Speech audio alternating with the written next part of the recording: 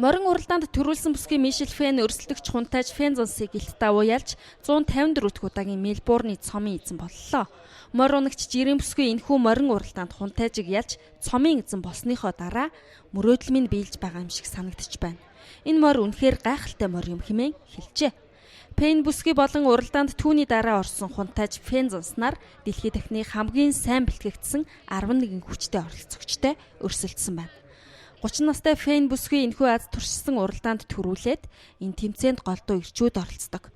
Хүмүүс эмэгтэй хүмүүсийг хүч чадалгүй гэж боддгоо. Гэхдээ энэ удаагийн тэмцээнээр бүсгүйчүүд ирчүүдээс дутахгүй гэдгийг ойлгосон байх хэмээн хэлсэн байна.